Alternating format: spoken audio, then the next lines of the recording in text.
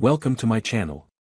Subscribe, listen and enjoy my stories every day. The morning sunlight streamed through the kitchen windows, painting warm patterns on the hardwood floor. The chaotic symphony of our daily routine played in the background, kids bickering over cereal, the clatter of dishes, and the hum of the coffee machine. It was a Thursday like any other, or so I thought. Claire was out of town again, something that had become almost routine. She had called the night before, frantic about losing her purse during a business trip. "Cancel the cards," she had instructed me, her voice tight with anxiety. "It's a hassle, but I'll manage." At the time, I didn't think much of it. Claire was always careful, meticulous even. Losing her purse seemed out of character, but I chalked it up to a lapse in judgment during a hectic trip. This morning, however, something felt off.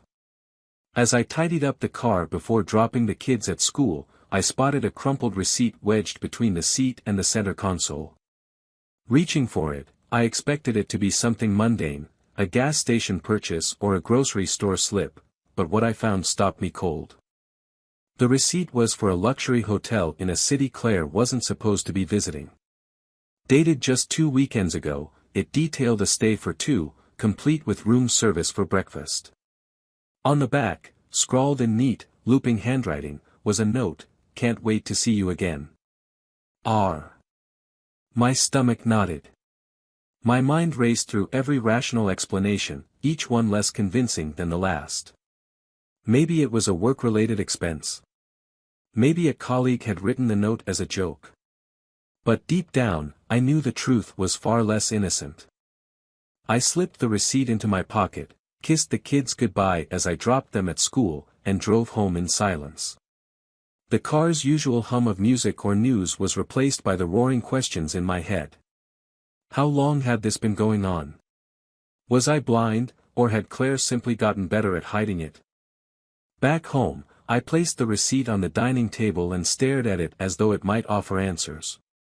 For years, Claire had been my partner, my confidant, the person I trusted most in the world. And now? Now, she was a stranger. I spent the rest of the day replaying the little signs I'd ignored. There was the new perfume she'd started wearing, something floral and heady that I'd never smelled at home. The late-night text messages she brushed off as work-related. The business trips that seemed to be increasing in frequency, paired with her odd, distracted behavior when she returned. It all painted a picture I didn't want to see but couldn't ignore. By evening, the kids were home, and the routine kicked back in. Homework, dinner, bedtime. I went through the motions like an automaton, smiling where I needed to, responding with practiced enthusiasm. Inside, I was a storm.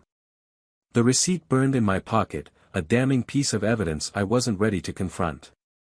Not yet. When the house finally fell silent, I logged into our shared laptop.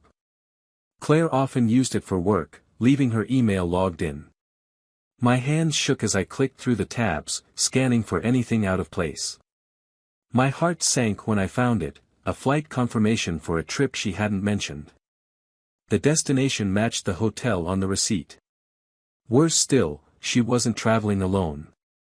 The reservation listed 2 passengers, Claire and someone named R.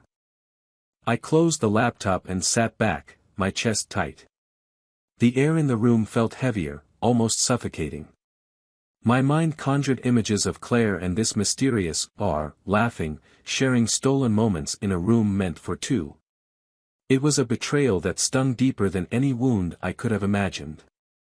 I didn't sleep that night. Instead, I lay awake, staring at the ceiling, wondering how I'd let this happen. Had I been too focused on work? Too wrapped up in the chaos of raising kids to notice my wife slipping away? Or had Claire simply perfected the art of deception? The next day, I decided I needed answers. Real answers. Confronting Claire without proof would lead nowhere. I knew her well enough to expect deflection and denial. I needed more. That's when I reached out to a private investigator. A friend had recommended one after a messy divorce, and while I hated the idea of spying on my wife, I felt I had no other choice. The investigator, a no-nonsense woman named Janet, listened patiently as I explained my suspicions. When I finished, she leaned forward, her eyes sharp. "I'll need details," she said. "Dates, locations, anything you can provide. If she's meeting someone, we'll find out." I handed her the receipt, along with what little I'd gleaned from the flight confirmation. "Do what you have to," I said, my voice steady despite the turmoil inside. The following days were a blur. I threw myself into work and parenting, trying to distract myself from the gnawing anxiety. Every time my phone buzzed, my heart raced, hoping, and dreading, that it was Janet with news. When the call finally came, it was worse than I'd imagined. Janet had followed Claire during her latest trip, photographing her entering the same hotel from the receipt. She wasn't alone. The man with her was tall, well-dressed, and unmistakably intimate with my wife. The photos didn't lie. "There's more," Janet said, her voice professional but tinged with sympathy. "They've been meeting for months, maybe longer. I found texts, emails. It's clear this isn't a one-time thing." Her words felt like a punch to the gut. Months. All the while, I'd been playing the dutiful husband, oblivious to the lies unraveling beneath the surface of our lives. I thanked Janet and hung up, staring at the photos she'd sent. They were irrefutable proof of Claire's betrayal. Yet, despite the anger boiling in my chest, a part of me felt an aching sadness. This was the woman I'd built a life with, the mother of my children. How had we reached this point? The weight of the truth was crushing, but I knew one thing for certain: I couldn't let Claire's betrayal define me. If she thought she could walk away unscathed, she was wrong. I wasn't just going to confront her, I was going to take back control. The weekend stretched before me like a battlefield. Every moment was charged with tension, yet Claire remained oblivious. She came home late Friday evening, her travel bag slung over her shoulder, looking as polished as ever. I stood in the doorway, watching her unload her things like nothing was amiss. She greeted me with a kiss on the cheek, but I didn't return it. "Long day?" she asked, her voice cheerful as she kicked off her heels and padded into the kitchen. "Something like that," I replied, my tone distant. She didn't notice. Or maybe she didn't care. Either way, it stung. I busied myself with the kids, their laughter a temporary balm against the storm raging in my mind. Claire joined us for dinner, chatting about her trip in vague, rehearsed sentences. If I hadn't known better, I might have believed her. But the photos, the texts, the receipts, they painted a picture too vivid to ignore. After the kids were tucked in, I sat alone in the living room, nursing a glass of bourbon. Claire joined me, curling up on the opposite end of the couch. She scrolled through her phone, her face illuminated by the glow of the screen. My stomach turned at the sight of it. Was she texting him now? Laughing at how clueless I must seem. I couldn't take it anymore. "Claire," I said, my voice cutting through the silence. She looked up, startled. "Yeah. We need to talk." Her expression faltered for a moment, but she recovered quickly. "Sure. What's up?" I reached into my pocket and pulled out the receipt, tossing it onto the coffee table between us. Her eyes flicked to it, and for the first time, I saw a crack in her facade. Her hand froze mid-scroll, and her lips parted slightly, as if searching for the right words. "What's this?" I asked, my voice steady but cold. She picked up the receipt, her fingers trembling slightly. "It's... I don't know," she stammered. "Where did you find this?" "In your car," I replied, leaning back into the couch. "Care to explain?" Her face flushed, a mix of guilt and panic. "Mark, this is ridiculous. It's probably a mistake. Maybe it got mixed up with something from work." "Stop lying," I said sharply, my patience snapping. "I know about him. I know about the hotel, the flights, everything." She froze, her eyes wide. For a moment, it looked like she might try to deny it, but then her shoulders sagged, and she let out a shaky breath. Mark, How long? I interrupted. How long has this been going on? Claire buried her face in her hands, silent for what felt like an eternity. Finally, she looked up, tears welling in her eyes. 6 months, she whispered. 6 months. The words hit me like a freight train. For half a year, my wife had been lying to me, to our children, to everyone.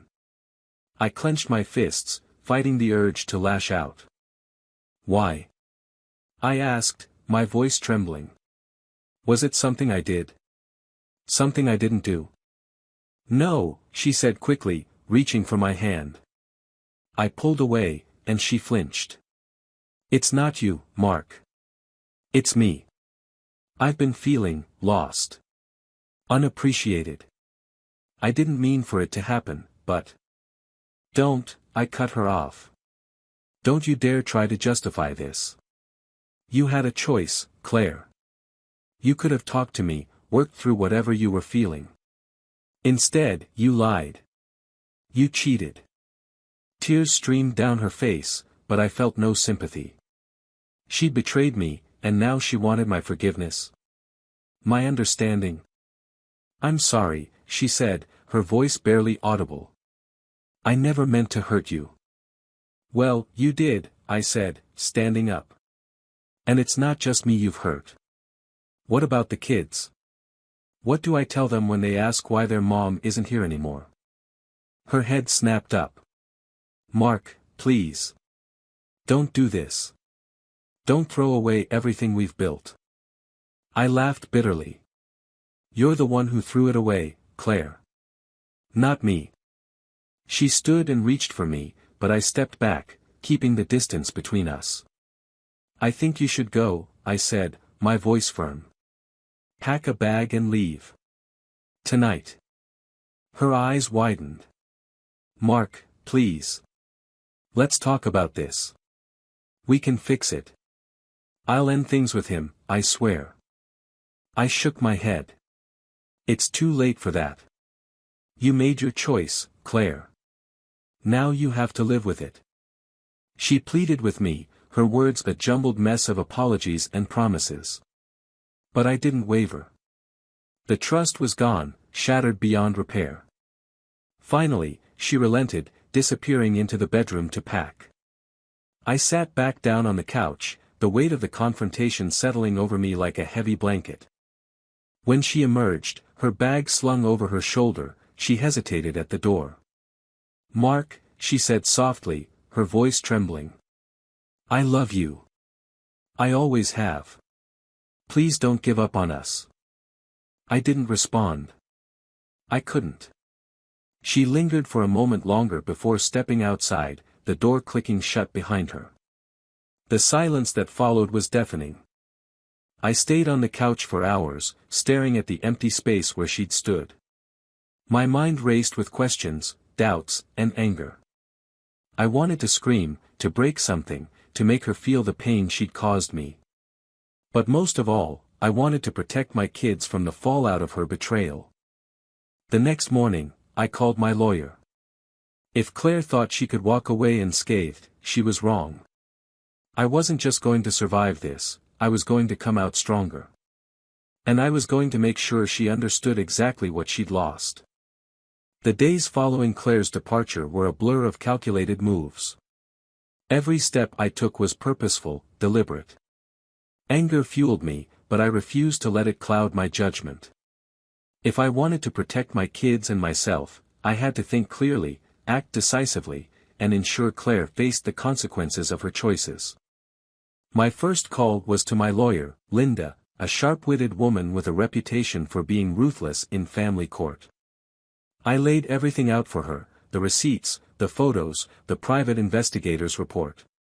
Linda listened intently, jotting notes as I spoke.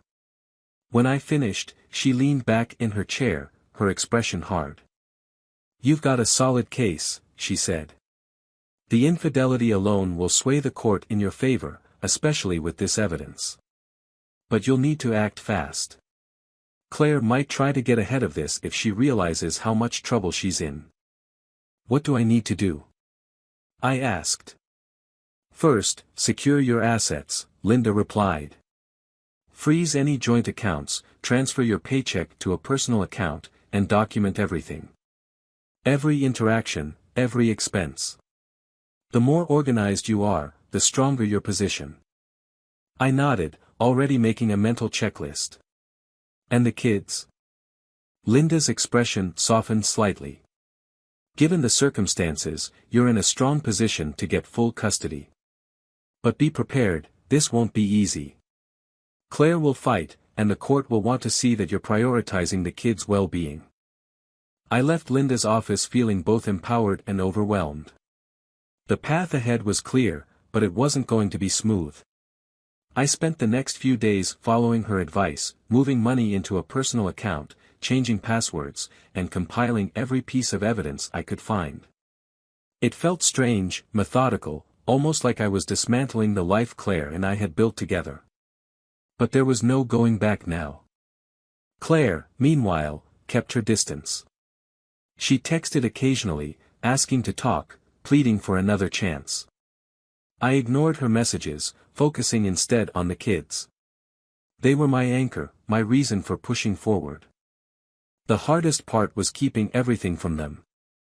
Emma and Daniel were too young to understand the complexity of what was happening.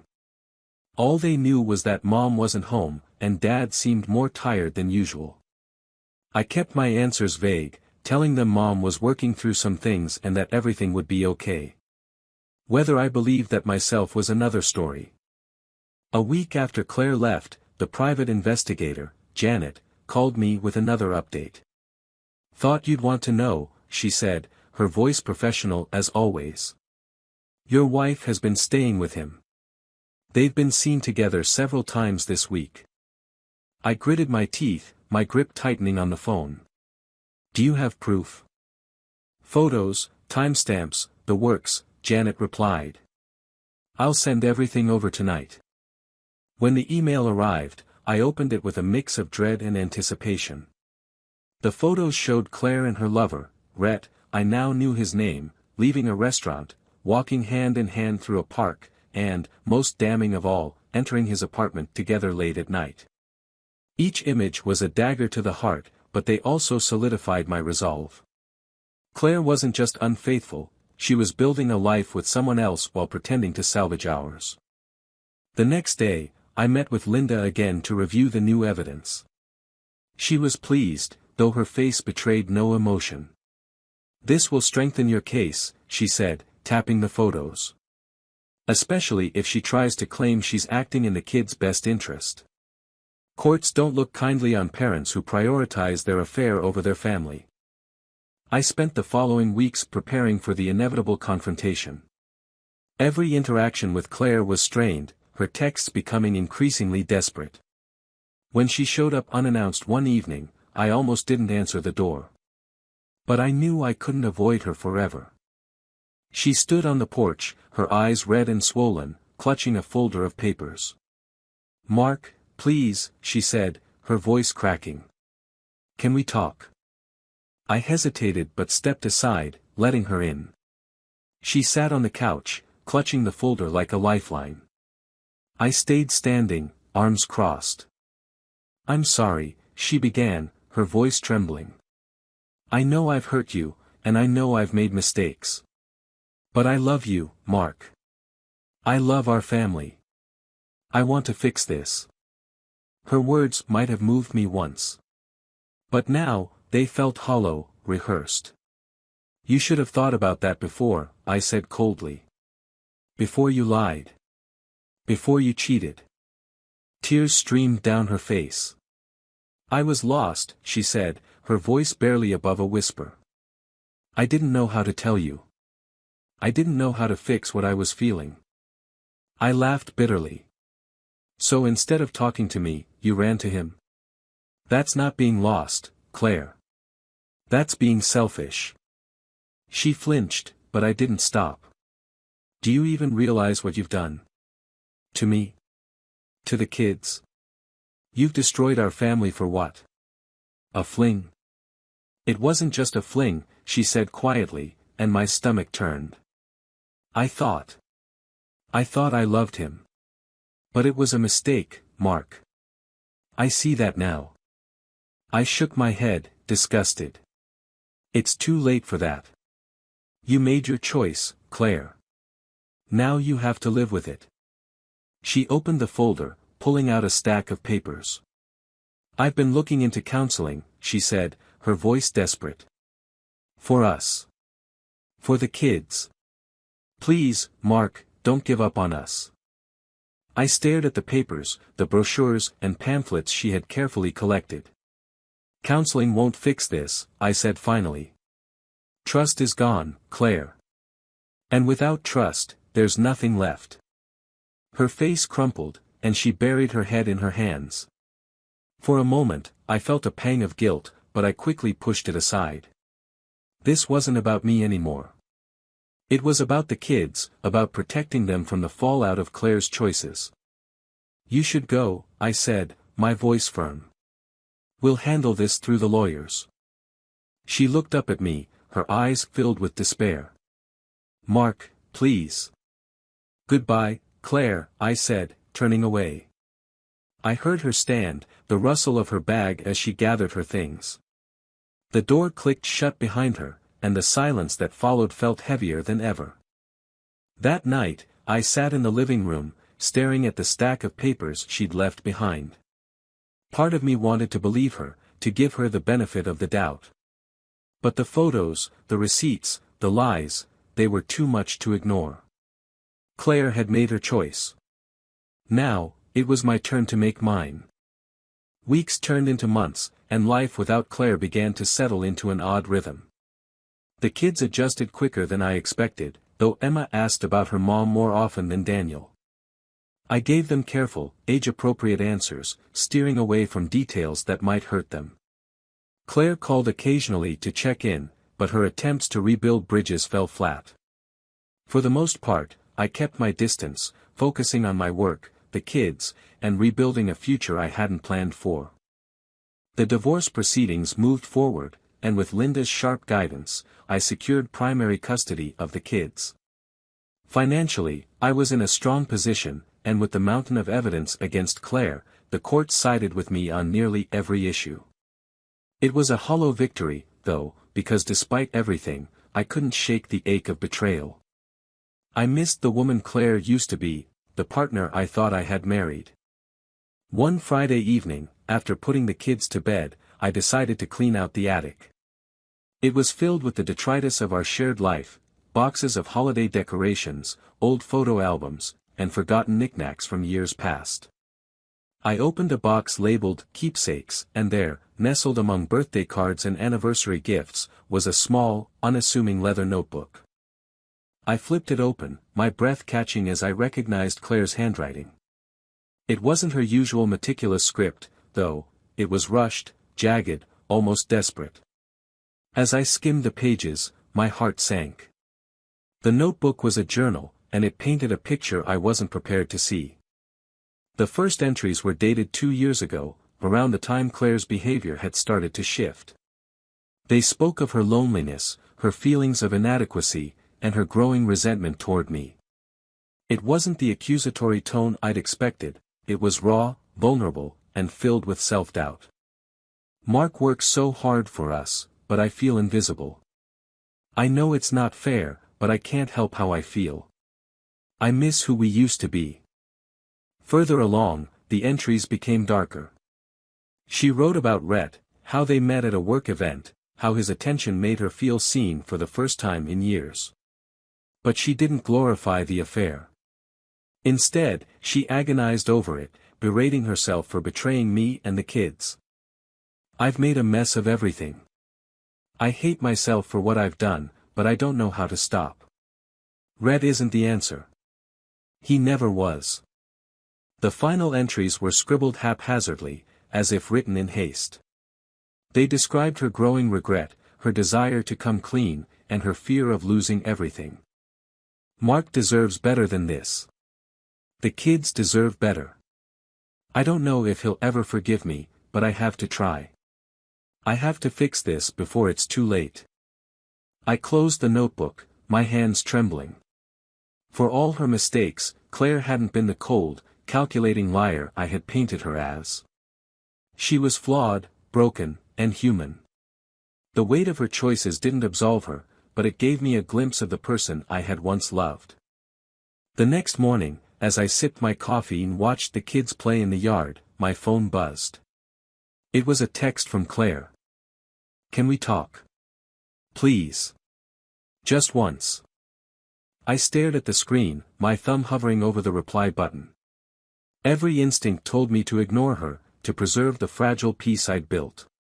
But the journal's words lingered in my mind. For the first time in months, I wondered if there was more to the story, if there was a chance, however slim, for closure. I agreed to meet her at a local park.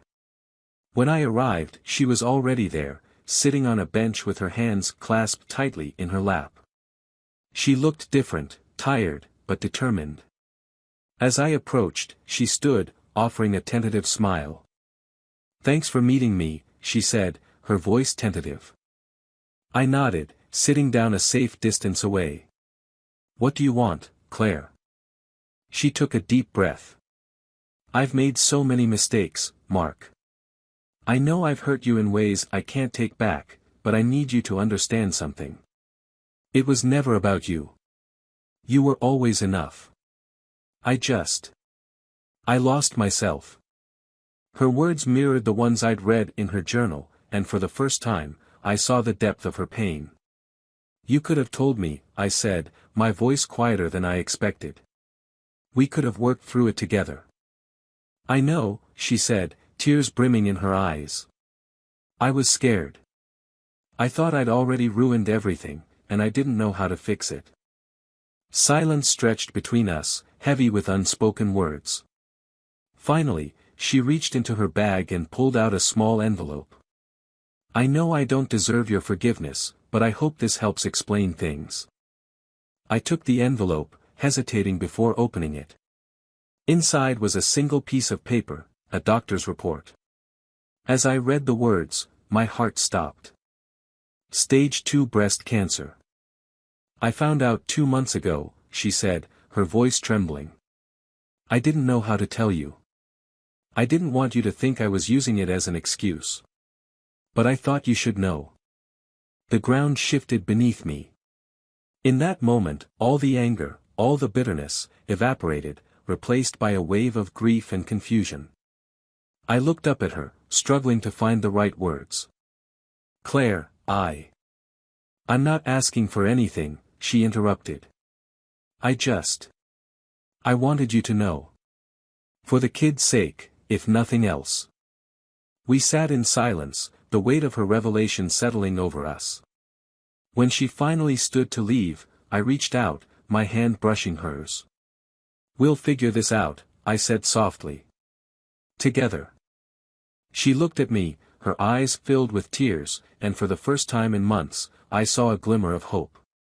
Not for our marriage, but for something more important, a chance to heal. Together.